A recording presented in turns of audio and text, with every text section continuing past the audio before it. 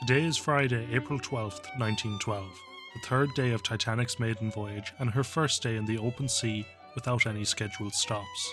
At noon it had been recorded that Titanic had travelled a total of 484 miles since the previous day, averaging a speed of a little over 18 knots. Bearing in mind that the ship only has 21 of her 29 boilers lit, and it is already nearly reaching the top speed she was designed to do. Both passengers and crew were really impressed by this, and now everyone wanted to see how fast she could go with all her boilers lit, with some passengers trying to predict when the Titanic would arrive into New York. Over the next few days the crew will continue lighting the remainder of the ship's boilers.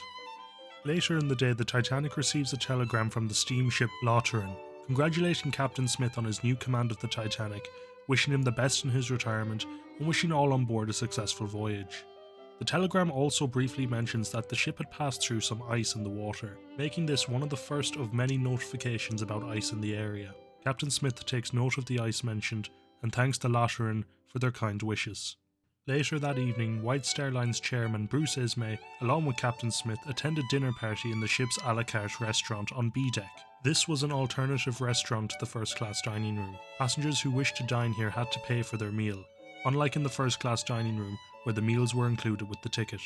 After dinner, Captain Smith checks with the officers on the bridge before retiring to his cabin, while Ismay invites guests back to his own cabin, which is the private parlour suite B52, 54, 56, for a game of bridge. This is the same cabin that Rose and Cal occupied in James Cameron's Titanic. However, in reality, it was in fact occupied by Bruce Ismay. Once again, the evening passes uneventfully. Titanic is continuing on her voyage across the North Atlantic Ocean, bound for New York. Tune in tomorrow for an update on Titanic's voyage.